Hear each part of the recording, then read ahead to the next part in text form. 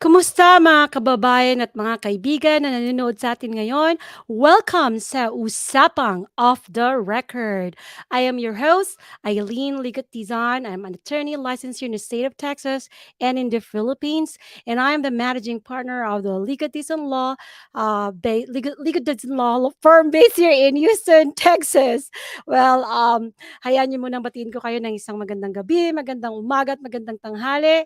Saan man kayo naroroon, maraming salamat at sinasamahan niyo kami dito sa Usapang Off the Record. Kami ay live sa Facebook at sa YouTube via Roof Chamber Radio Pinoy. Kaya like and follow Roof Chamber Radio Pinoy Facebook page and subscribe to the YouTube page of Roof Chamber Radio Pinoy. At kung hindi niyo naman kami masamaan sa live show, pwede naman kayo manood ng aming recorded show sa Facebook and sa YouTube then. And of course, you can also listen to us via Spotify, Apple Podcasts, Google Podcasts, Overcast, Pocket Cast, Listen Notes, and Radio Public. Yan. And kami dito sa Usapang of the Record, we love to see you engage in our conversation. Gusto namin makita na nagtatanong kayo dahil we'd love to be able to share knowledge with you hanggang sa makakaya namin, of course. Yan ang purpose ng ating show. This is a public service show.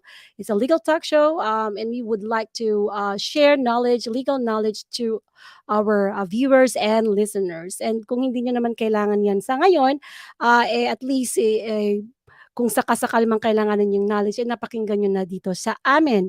At kung meron kayong mga kaibigan na nangangailangan ng legal advice or at least knowledge related to what we are about to discuss today, feel free to share the knowledge because we would like to educate people about some legal matters that could probably, change your life. Ayan. So, dito, mapapanood nyo ang Usapang Off the Record every Friday, 9 p.m. Central Time. So, kung nasa East Coast ka, yan ay 10 p.m. At kung nasa Pacific ka naman, ay 7 p.m. ng Friday. And if you are in the Philippines, you can actually join us during the live show at 10 a.m. ng Saturday. And of course, if you're in somewhere in Sydney, Australia, that'll be around 1 p.m.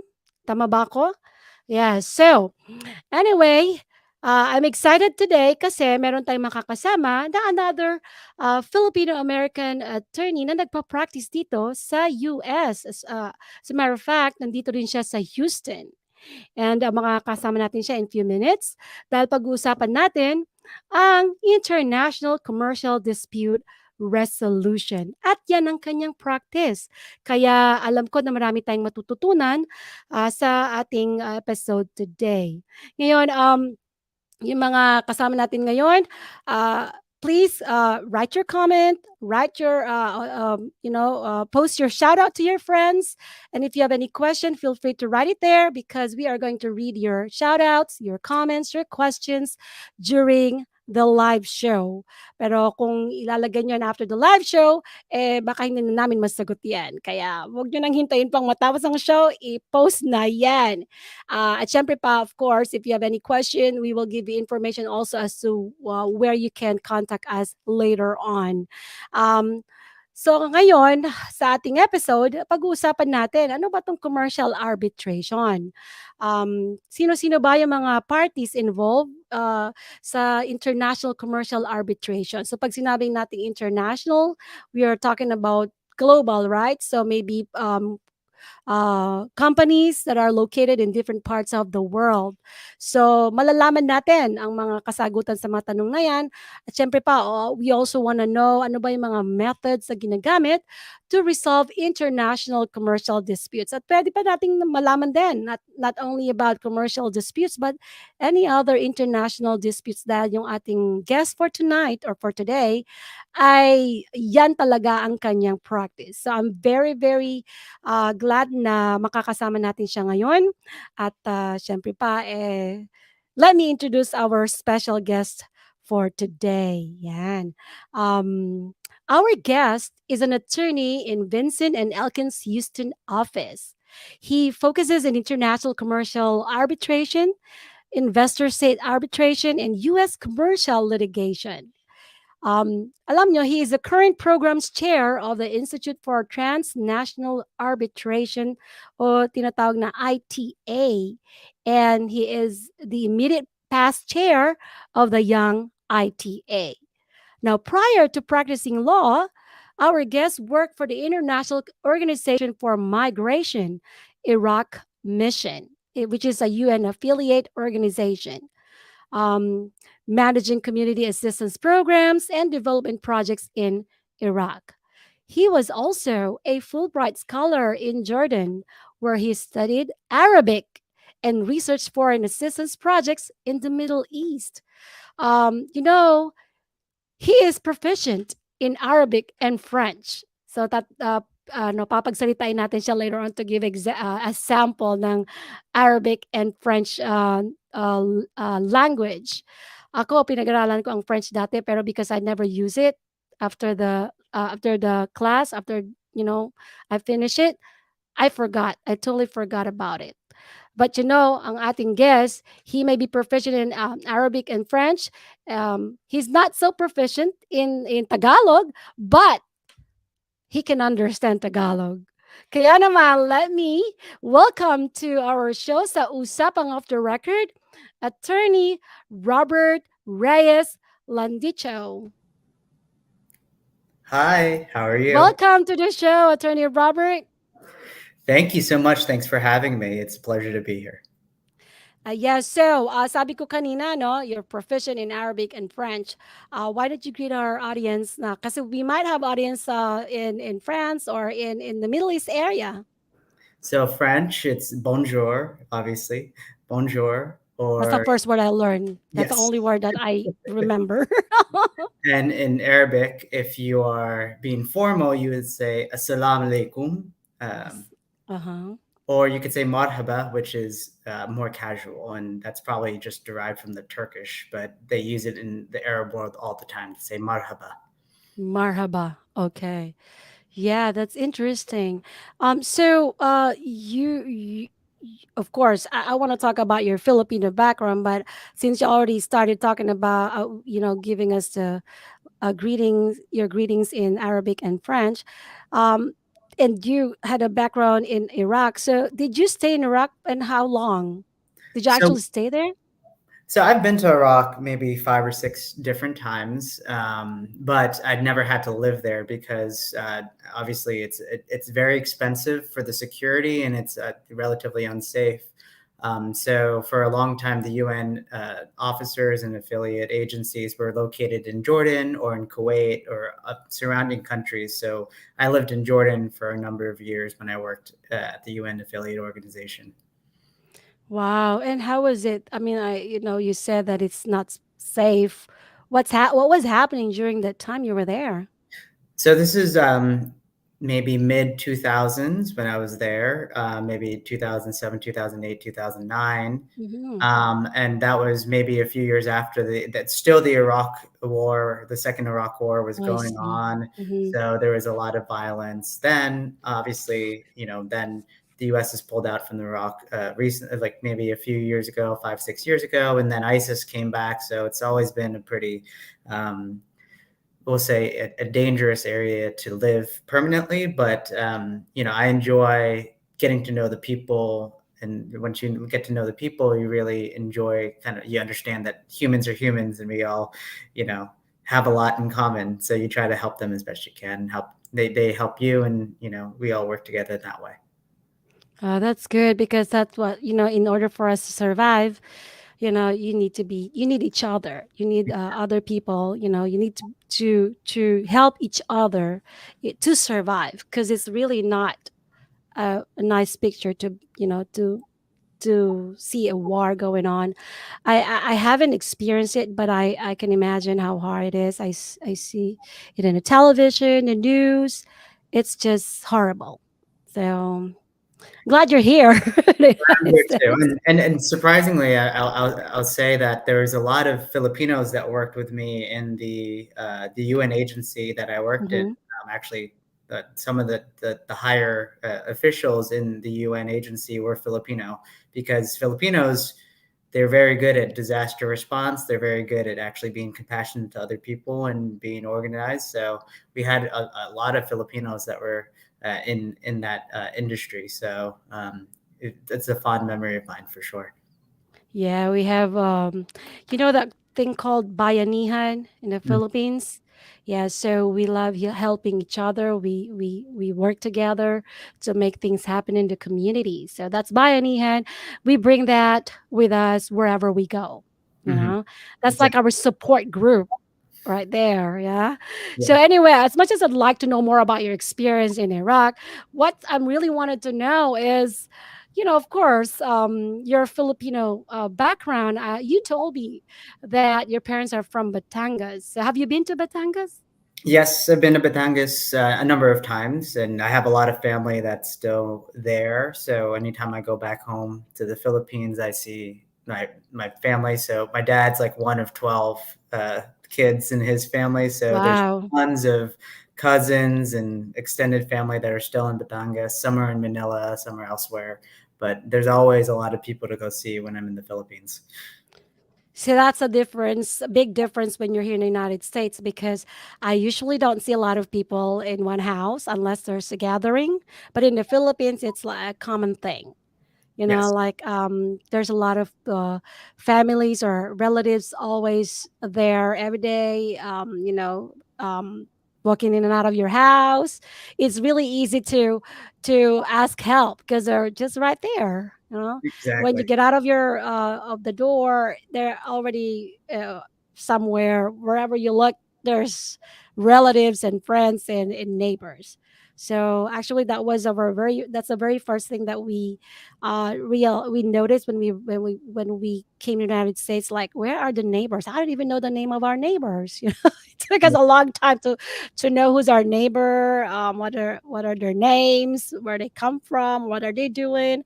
It's very different. It's like it's a very lonely world in the beginning.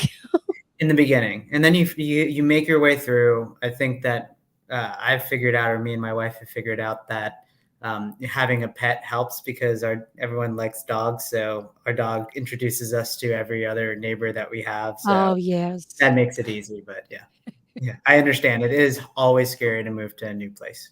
Yeah. Well, you mentioned your wife. Her name is it Peggy. Peggy? Yeah, Peggy, because I met her one time. Mhm. So I want to greet Peggy. Hi, Peggy. I hope you're watching.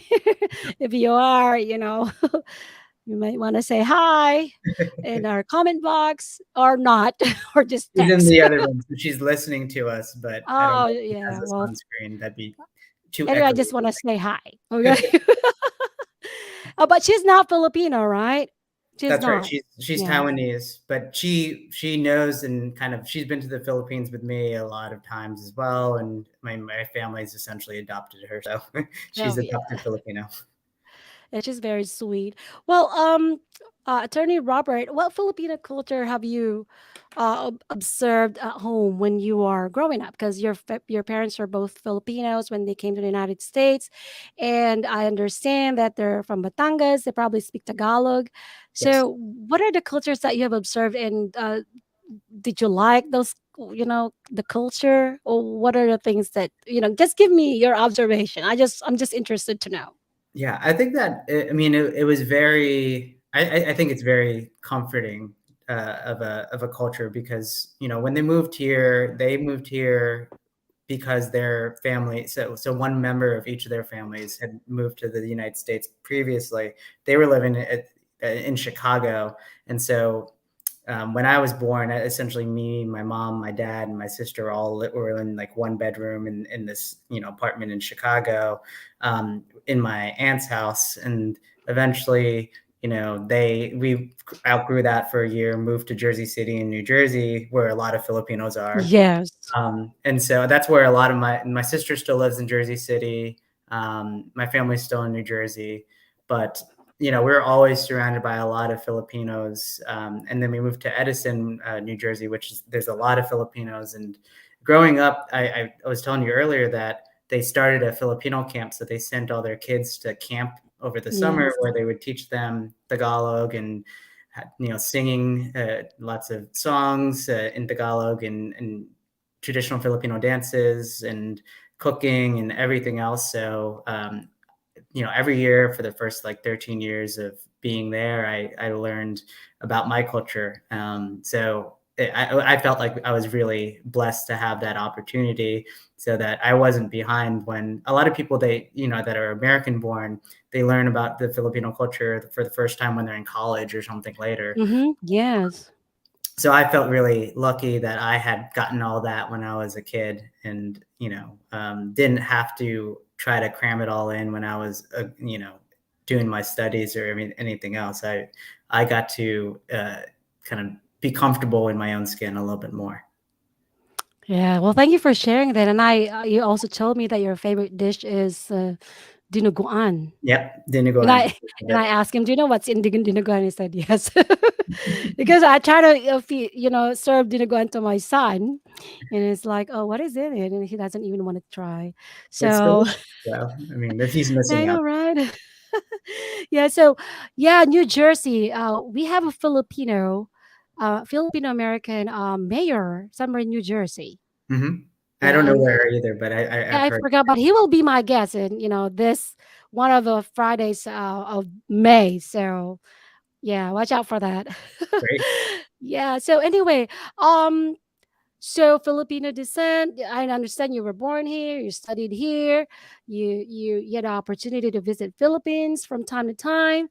You learned the culture, and now you are actually practicing a very uncommon, field of law, but uncommon for me and the people I know. I think you're the only person or attorney I know, Filipino American attorney I know, who's practicing international dispute resolution. So tell us, how did you end up? How did you choose practicing this kind of law, and what are the challenges that you have experienced as a Filipino American attorney in this field of law? Sure. So I got into it as you heard, I was interested in international work for a long time. But going back to law school, I didn't think that, doing international dispute resolution, I didn't even know that was a practice because no one tells you these things when you go into law school.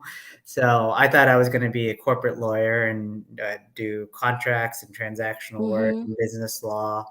But then I met someone who had a similar background as me, one of the partners at the law firm I now work in, that he was working at the UN as a lawyer that did international dispute resolution, had a very interesting practice with, clients from around the world. And we got to have a really good relationship, and I still work with him now. And that's one of the main reasons why I work in the practice I do. It's definitely something that, if you're the only person that looks like you that goes through, especially in Texas and Houston, working at a large law firm, you don't see as many minorities working in large law firms. And then you also don't see, in me particular, that I'm probably the only Filipino at my law firm. So, Mm-hmm. which is not surprising. But you have to kind of pave your own way and learn how to gain the trust of other people that may be from different backgrounds as you, and have them trust what you're doing and get on the same page quickly. So I think that getting the comfort to work in those kind of more difficult situations, and sometimes they'll say something which will be slightly off, or you'll say, well, I'd rather, like they'll think I'm like from somewhere else, or I'm a foreign attorney or something. I was like, well. Like where? Other than Philippines, probably think that you're from not China, because they usually they're if you're Asian, they think you're Chinese, Mhm. I've right? heard that. I don't think I get Chinese very often. I've actually gotten more that they confuse me for Latino lawyers or something, which is fine. Okay. I don't have any problem with that. But I think that the constant, I think anyone who's trying to pin you down as where you're from or what you are. Like, I think that sometimes can, be a hindrance because you're spending more time trying to explain who Explaining. you are rather Yes. than what you do and how you succeed. So, I mean, it just comes with the territory though, and you take it with grace and you smile and you Mhm. say, well, happy to tell you about myself and happy to explain anything you want. And I think that comes with time, and being comfortable in what you do. Yeah, I like the way when you said, you know, take it with grace, because I was like, I'm gonna explain again, but let me use this opportunity Yeah, to, you know, let them know who I am, and what I can do and I can offer. Right, take that opportunity. exactly. I mean, if you, I did a lot of court practice earlier on in my career, and so if I was appearing in court and someone would ask something like, like that, you take it with grace and you say, I'm happy, I'm here, I'm representing you, or I'm arguing against you. So, and you should take me seriously. So, and you Yeah, do that through you don't say that, but you take it through your demeanor. yeah. Just I'm your attorney. That's it. Or I'm the opposing attorney. That's it. Right. Exactly. Well, thank you for sharing your experience. Really, we have different experience, but we all get through all experience challenges at some point as Asian or Filipino-American here in the US. So, and it's very common to when you ask every Filipino here, they have their own struggle, they have their own challenges, but guess what? We are thriving and we are still here. And Exactly. we're making things happen. Wow, thank you very much for sharing your experience, and I'm pretty sure whoever is listening to us right now will be inspired and think that, you know what, I don't care if I'm not white or I'm not an American, really. It's what I can do, you know. I think that is what is important. Yes, we have comments here. Let's just greet some people here who are joining us today during the live show. From Lenny Koshat, Quasito but I always mispronounce your name. She's always uh, with us during the live show. So she said, "Good morning." Good morning to you too. And from Camilo Gorospe Guzman, I think he's greeting us in Arabic. Am I right? You're right. That's exactly. Walaikum al salam. Did I say it right? Wa alaikum assalam. Walaikum. No, I you did. tr- That's good. That's good. Yeah, I got it right. Exactly. Okay, well, I know that we have a very interesting topic today. I know I'm gonna learn a lot from you. This is not my practice. And I really wanted to know more about it because now that we are already operating globally, even our show is, global. We are actually global here. We'll live stream Facebook and YouTube, which can be watched all over the world. So when we come back after a short break, we'll start talking about your practice, which is international dispute resolution. So let's pause for a short break. Stick around. Hello to everyone from Roof Chamber Radio. I'm encouraging all of you to stay here, stay in this chamber. If you want to be inspired, you want to be encouraged, this is where it's at. And we're all going to need this, especially, in this new year that we're in. We don't know what's up for tomorrow. We don't know what's going to happen next week or next month.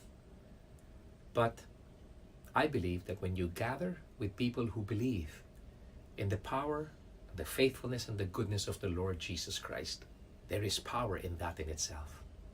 So stay here. Stay in the Roof Chamber Radio. Be inspired, be encouraged, and let's all go through life not on our own and more than just with each other, but let's speak the faith, let's share the faith, let's live by faith, and let's walk by faith. God bless you all, everyone from Roof Chamber Radio. Stay here, stay with us. Yes, and we're back, and we still have attorney Robert here with us today. And we have another attorney greeting us today, joining us during the live show here. Let's show that. It's from Jim Bank Narvios. It says, hello, attorneys from Jim.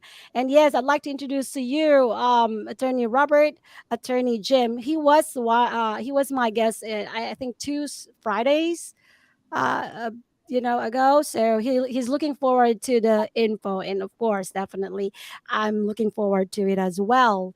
And so let's pop in the first question. What is commercial dispute? Really, I know what commercial means. I know what dispute means. I know what international means, especially now that we are actually everybody is now aware of transacting business across the sea, like online businesses are proliferating now because of the I think because of the pandemic. The pandemic showed us the another world which is already existing for a long time, but we just didn't realize it's there. So now everybody's aware that we transact business across the world. So tell us about this commercial dispute. Sure. At a very basic level, any commercial dispute is a dispute between two businesses or two private parties. And it could be private parties that sign a contract with each other, and they write in their contract certain obligations and rights. It could be for anything, the purchase of something. They could be a contractual agreement to provide services, anything like that. And the international aspect of it is that if there's a dispute that goes over any border involving one or more jurisdictions, so it could be two different jurisdictions, two different countries, then you're in international commercial disputes, and you can resolve disputes in a lot of different ways. Yeah, let me ask, are there a lot of disputes really? Like, are there a lot of international commercial disputes happening? Yes, there are a ton of international commercial disputes. So you'll find them in every industry. You'll find them in, telecommunications, energy. Really, it runs the gamut, like the sale of goods, the sale of you see it in transshipping, you see it in aviation, you see it in any industry that you can think of that, might cross borders. International commercial disputes may happen. Yeah, so that's what I thought. Yes, very broad. Yeah. Yeah, that's right. I mean, I'm pretty sure our audience, no matter what is your educational background is, we understand what commercial is, because we are all involved in, commercial transactions. Like you go shopping online, but I still appreciate in-person shopping. Yeah, But we absolutely. do a lot of online shopping now, shipments being shipped all over the world. I remember buying something over the in Amazon, and I was surprised. Probably didn't check it that it will arrive after a month. I was like, "What? A month? Where is it coming from?" And so, yeah, so you have to check where the good is coming from, because really it makes a lot of difference. Like when it came to my house, when I was like, did I even order this? I can't even remember that I ordered such product, but I'm glad it made it at my door. Sure. So yeah, so you mentioned about telecom, big companies, right? Have you handled what what is what are common industries that you've already handled involved in commercial dispute resolution? So a lot of being in Houston, a lot of the disputes I handle are energy disputes. So that's Hmm. both traditional oil and gas energy disputes, or they could be, renewable energy disputes. So we're seeing more and more renewable energy disputes. A lot of these, I think what's unique about my practice is the more complex the dispute, the more likely someone like me will get involved. So if you have multiple jurisdictions where you have, for instance, one of the cases I handle, they're building power plants in South America. And so the builder of the power plants, or the owner, the employer, is actually the parent company is from the United States, but a lot of the construction companies that work on that are from Spain, from Chile, from Argentina, from elsewhere. And so you have this interaction of lots of different laws and different types of parties from different jurisdictions. And all those parties have different expectations when they get into dispute. How is the dispute going to be handled? What's the procedure? What law applies?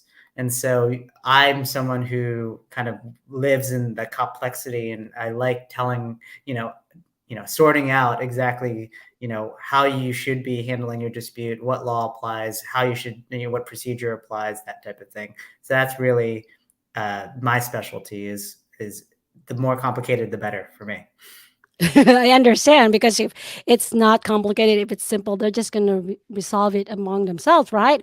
So now, if it's complex, then they will need the assistance of course, who attorneys who practices that kind of law, dispute resolution, and that's why you are there. And thanks to you, because just imagine if these disputes are not resolved.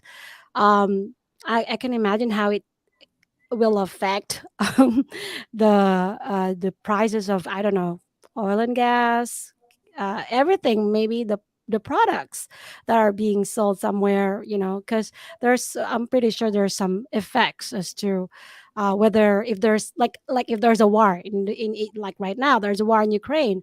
Look what happened to I can't imagine. We are like $5 now, or I don't Yeah, oil I and don't gas is very expensive right now. It's very expensive, yeah. And part of the good thing is that you get to follow these trends and say, okay, so why is this happening? And you can advise your clients, okay, so there's going to be a energy dearth of energy because of the what's going on, and so you might want to plan accordingly. And so that's part of it as well. So there's certainly a lot of things that are related to the wider world that you must be aware of. Yes, that's true.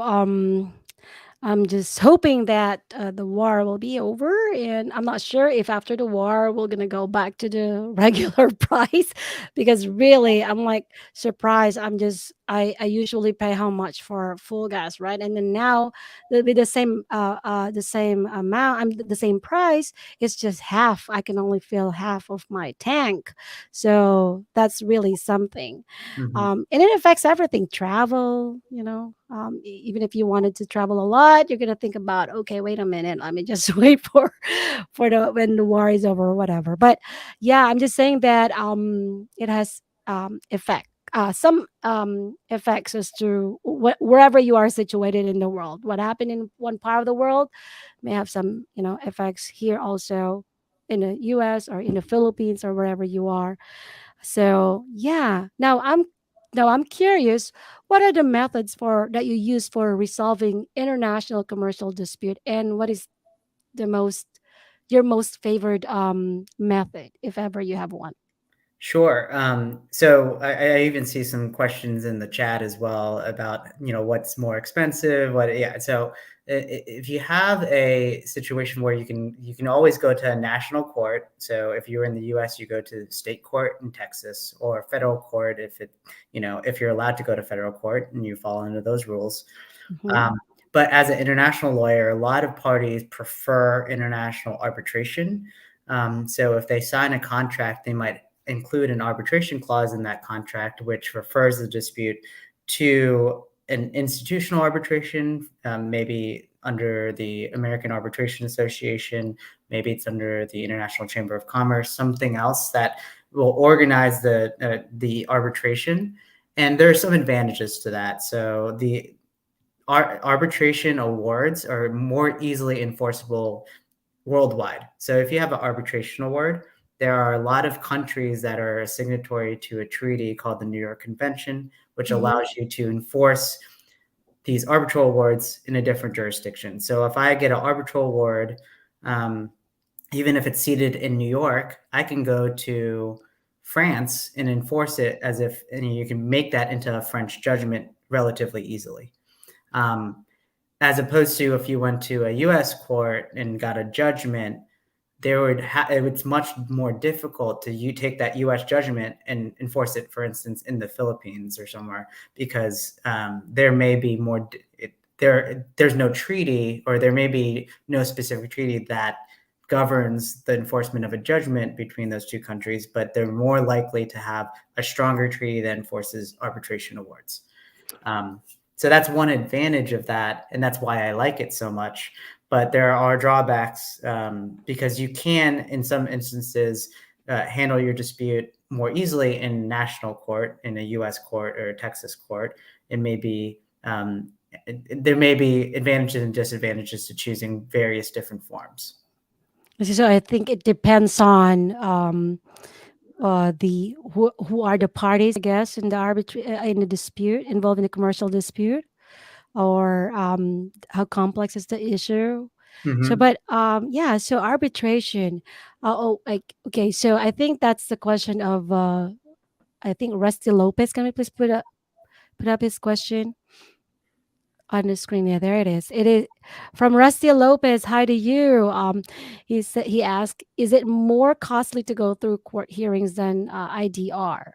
And IDR stands for International Dispute Resolution, but I'll take that to mean more specifically international arbitration, like I mentioned, as that's, I think, becoming the default way to resolve international commercial disputes or international disputes in general. Is it more costly? It depends. That's the usual lawyer answer to everything. Yes. It can be more expensive. It can be less expensive. It just depends on the motivation of the parties and what they agree in their contract and how big is the dispute. So courts and court fees are generally very predictable. You can look them up. You know exactly how much they are. But the lawyer fees that work in the court, they vary widely. And same thing with the arbitration. Arbitration fees can be low or they can be high, depending on how much is at the amount in dispute. So that'll really drive how much costs go into it. So it could be more expensive to try it in court. It could be more expensive to try it in international arbitration. Sometimes it's better to mediate your dispute, but that's always an option as well. So there's always kind of cost considerations, and each institution that administers international arbitration has a different fee schedule.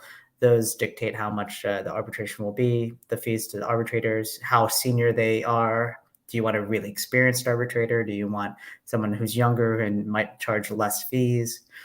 Those are questions that kind of come up when you're thinking about how much each of these options cost.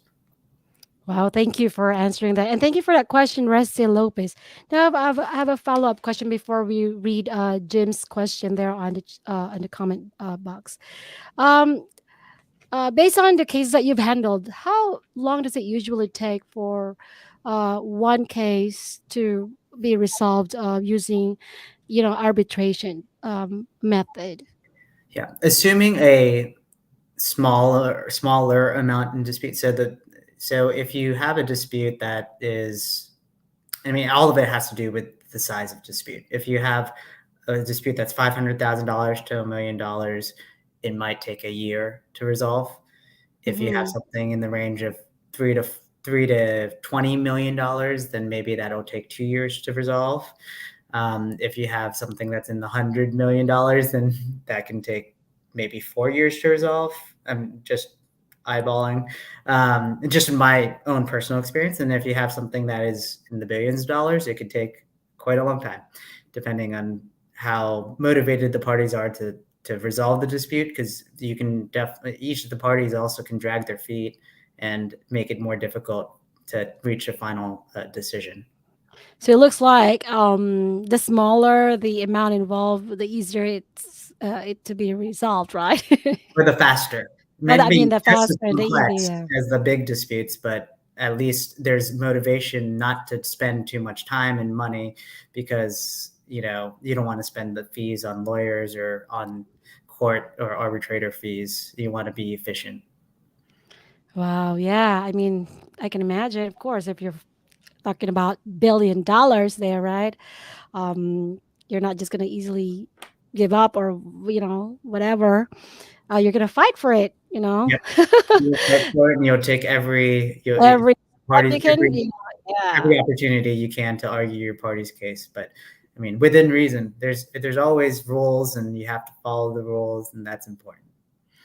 So at least it could be arbitrated. I mean, they're willing to settle things and not, I don't know what other things that they can do other than settling it. Um, I'm pretty sure everybody wanted to settle dispute and, put a stop to it, and you can move on to whatever you're doing, and not be stressed out because of this dispute. So yeah, who doesn't want to resolve an issue, right?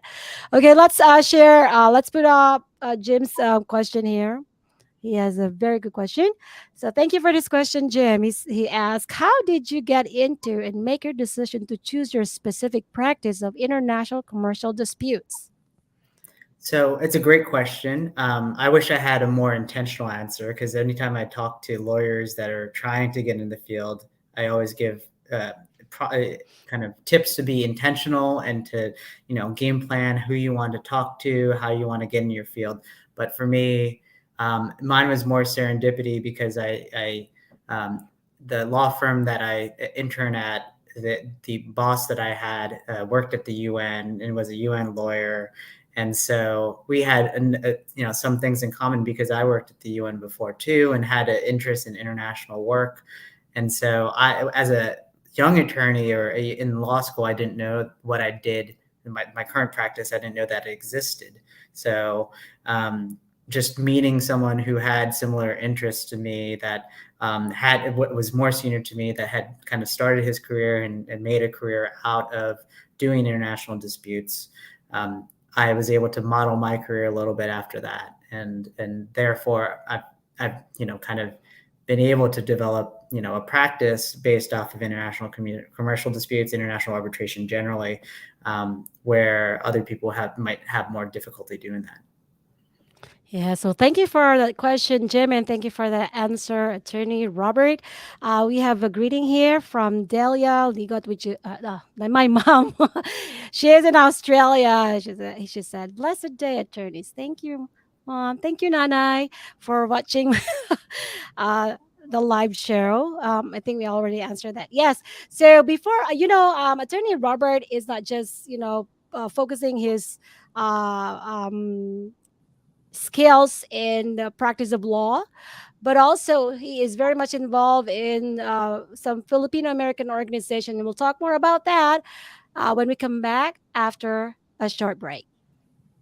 Hi, we are so pleased to be with you. Thank you for being with us. We want to invite you to be part of the Difusión Latina, Portal de Fe.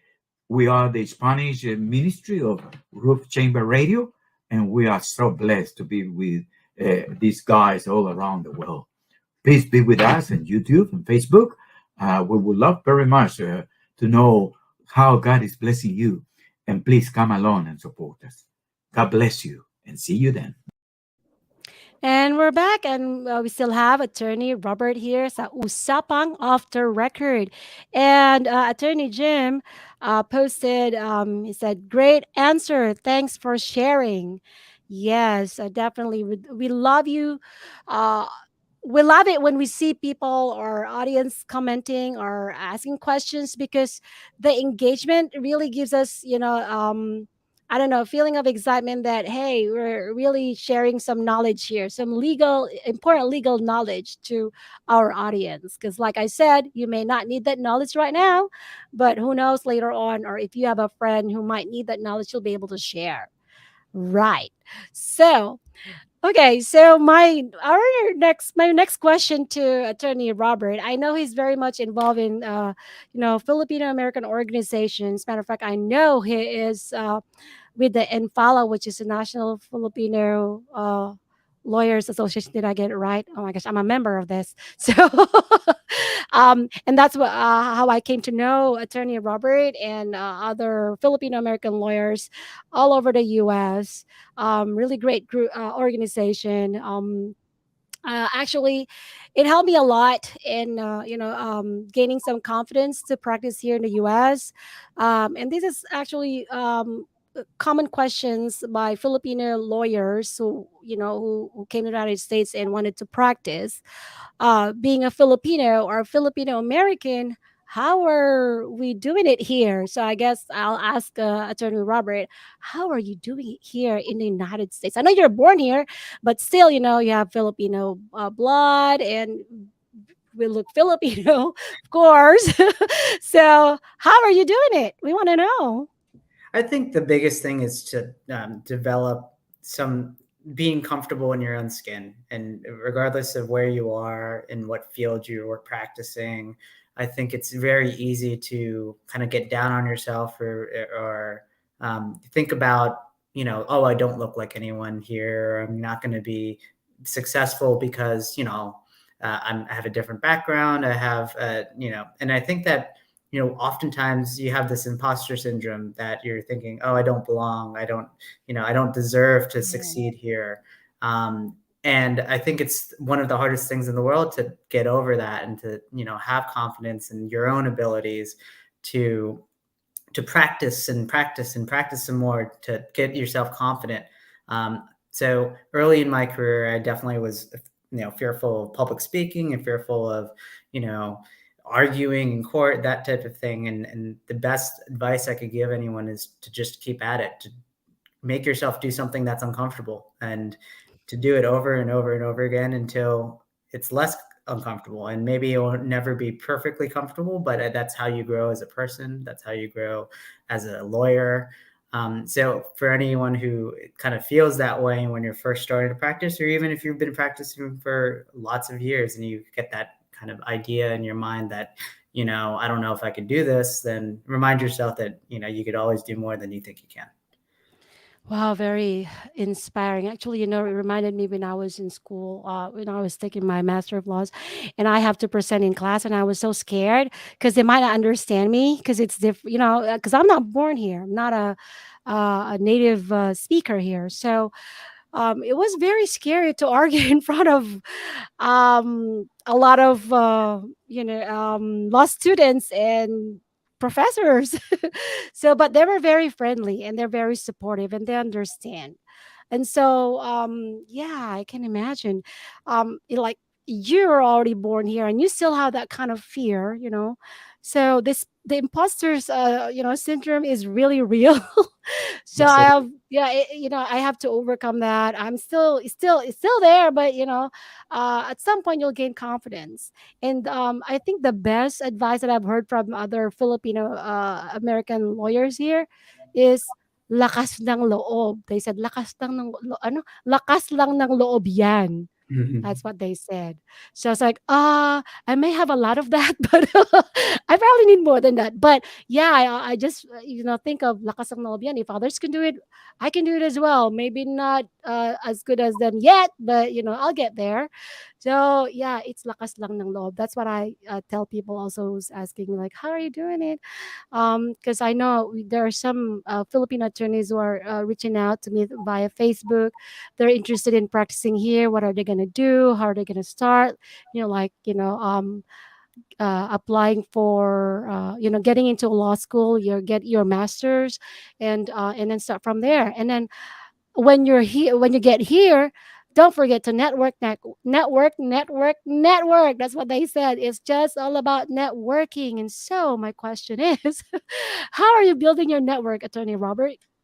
I mean, you do it in everything you do, and you do it with basically being yourself, being authentic, but putting yourself out there. I think that's the biggest thing is you have to, you know, take that extra step to go to, you know, ask someone to go to a coffee, go to a conference. So if you're a Filipino attorney that is, you know, getting your LLM here, go to a conference where you know that some of your employers that might be able to hire you and keep you in the U.S. and offer you a job, you know, go to those and give yourself the opportunity to make a connection with those attorneys so that they can, you know, be in a position to at least, you know, tell you, give you some advice, ask for, you know, information, and then slowly but surely you'll get the opportunity to prove yourself or and you have to always give yourself as many opportunities as you can, open as many doors as you can, because, you know, not all of them are going to work out. So I think it's always this never ending, supposedly, you know, effort to reach out to people, always being yourself, always just trying to impart some kind of your own personality to every interaction you have, but taking the time. And it takes a lot of time. So you can't just do it a little bit. You can't just send a few emails and think that that's enough, or, you show up somewhere and hope that, someone's going to start a conversation with you. I know that it's really difficult, but you have to just put yourself out there but always stay true to who you are. Because everyone knows when you're not being yourself, because you could feel it yourself. You feel self-conscious, and you can tell that they know that you're not being yourself. You're just trying to sell yourself, or always just keep it as authentic as you can while keeping it professional as well. Yeah, that's right. Authentic and professional at all times. That's very important. I remember when I tried to network, because that's what they told me. Always network, network, network. Always have that your business card with you. Well, Jurassic, right? Business card. Because I know a lot of people are not using business card anymore. They have the QR code Yep, now, the QR right? codes now. Yeah. Yes, but then it was, business cards. You have to have that all the time wherever you go. Always have it with you, because it's about networking. And I remember when I was try to get to know other, not just Filipino Americans, but other uh, uh, people in the community as well. I remember they telling me, "Ooh, you're blending in." So like I try to eat their food as much as I can, because I tell myself, you know what, I can always walk away if ever, like if this is not my thing, I can always walk away. But let me try it first. I think that's the mentality that you should have if you're trying to really expand your connection, network. You don't be scared of going into an event that nobody, and you haven't tasted that kind of food. you know I'm pretty sure not it's not gonna kill you, because they're alive, they're eating it. Exactly. So, but of course you can always walk away if it's not your thing. So lakas lang ng loob, that's what they keep on telling. Yeah, wow, it's already 9:52. I guess I just want to ask one more question. Do we have any question? Oh, yeah. We have a question here from Rusty Lopez. Can you please put that up? Yes, there it is. What are your advice to Filipino American kids who who dream to be an attorney, probably here in the US, and become successful attorney here in the US? It's hard for me to give advice, because for me, it was a slow process of realizing and finding my path. So ultimately, I think that if you're a kid and you want to aspire to this, I would say, find a role model and find someone that you can kind of emulate yourself from. And, I think pace yourself, because I think that a lot of us are very driven people, and it's easy to burn out, especially as kids. There's a lot of pressure put on kids nowadays to do this, do that. I think that if that's truly what you want, find a role model, find a sponsor, someone who can kind of lead you along the way. One thing that is unfortunate for Filipino Americans often, that our white colleagues don't necessarily have, is they have generations and generations of experience. Maybe their grandfather and their father and their great grandfather were lawyers, so they already know what to do. The only thing you can do to make up for that is, besides the generational wealth that they have and we don't, is to make those relationships and find someone. It might be, another Filipino American attorney. It might be someone who's not Filipino that you might have to develop a relationship with. And if you're a kid, if you're a teenager, if you're going through, or this is applicable to anyone. If you want to do something that you're not doing currently, find someone who is doing it well, and then get to know them. But if you're a kid, especially, find a role model that can, tell them what they did to get to where they are. And if they want it bad enough, then, they'll start, emulating that in some sort of way, acting, finding the activities, studying in a way that gets them to the schools that will allow them to practice in law the way they want to. Oh, thank you. That's a really good advice. And Attorney Jim said authenticity. Yes, definitely. We're always looking for authentic and also diversity. Houston is very, very diverse. And that is a good thing, because we learn a lot from each other. And also, um, innovation I think it's a key to good to make things happen, good things happen, I guess. I mean, it depends on how you use it. I guess how you view it. It's where you're coming from. It's your point of view, But be authentic. That is I think a great tool, because if they know that you are true, they'll be true to you as well. I mean, that's how you gain friends. Who wants to be associated with fake people like fake news, right? Who wants to read fake news? But it's all over. So yeah, wow, very very good advice, Attorney Robert. And I know that we have a few more minutes, but I want to ask, because I know you're very much involved in different organizations. What are the organizations that you are very much involved with? And I mean, Filipino-American organizations, because there's a lot, and I'm really very thankful to these organizations because I'm learning a lot from different people in the organizations, and also these are being part of this Filipino American organizations, whatever it is. I find comfort, and I feel like I'm not alone in this world. That's exactly So yeah, so you go ahead and tell us about your this organization you're involved with. Sure. I mean, so the National Filipino-American Lawyers Association, as you mentioned, In they're Fala. in FALA, they're a great network of different organizations from across the country. So you may have like the Bay Area chapter, you'll have the New York chapter of the Filipino-American Lawyers Association. That all there's chapters from around the world, but then the national organization, I'm on the board as a trustee of the national organization. The national organization's job is to make sure that the network is thriving, that they're supported, there's a lot of programming that the national organization does to support and connect Filipino attorneys from all across the United States in a lot of different practice areas, so that, if you're looking for like an immigration lawyer from, Arkansas, you're probably going to find one from the National Filipino Network. Yes.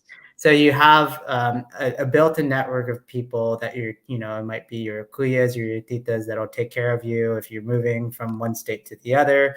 It'll be, I've received referrals from people in the network for work. So it's a great professional organization, but more than that, it's a personal and important organization. So you can get mentorship, give mentorship to other people, see other people when you're at, traveling to a new city. You can always have someone to call up. So I think that organization is really, something that I've just gotten into the past couple of years, and something that's really enriched my career. It's a great community, so one that I find a lot of value in. As far as the Filipino organizations are concerned. In Houston, I'm the vice president of one of the vice presidents of the AABA, which is the Asian American Bar Association. Which I'm also part of it. Yes. And so I'm the vice president of community relations in pro bono. So I work with community groups on finding pro bono opportunities for lawyers, but especially to do programming to educate the community. So in part of my roles over the course of the past couple of years, so in the 2018 election, for instance, there was an issue with the voting, and Vietnamese and Korean voters that could not get language access. So we were facilitating, making sure that the county, Harris County, would provide translators or allow translators to work in precincts to help translate for voters. So we try to do as much community-based activities as possible to make sure that what's concerning in our communities is addressed as quickly as possible and through a way that is, humane and, provides support. Wow. Thank you for sharing those very important information, Attorney Robert. Thank you for inspiring us today, and what I will always, probably what our takeaways here is maybe authenticity. Yes, right. And don't be scared. Find an opportunity. We really appreciate your time and effort, Attorney Robert. Thank you so much. And if they do have any question for you, how can they reach you or connect with you? Sure, you can find my contact information. You have that on the screen right there. It's my Vincent Elkins of VE Law. That's the website, and you can find my contact information there if you can't write it down now. But I'm always happy to take emails from folks and to share my experiences. Well, thank you. So now you know where to contact Attorney Robert. And if you have any questions for me, just go to our website, 𝘤𝘰𝘮𝘮𝘦𝘴.com. You can send me a message or schedule an appointment through our website. Wow, thank you. Wow, it's already 1 minute past 10 here in the United States, here in Texas. So before we go, I'd like to say thank you to all our viewers and listeners. Thank you for joining us today. Thank you to 𝘤𝘰𝘮𝘮𝘦𝘴, our technical support today. And of course, also the president of Roof Chamber Media Corporation that produces Roof Chamber Radio Pinoy. Maraming salamat. I'll see you all next week sa isa na namang Usapang Off the Record. This is Aileen. Have a great weekend, everyone. Bye-bye.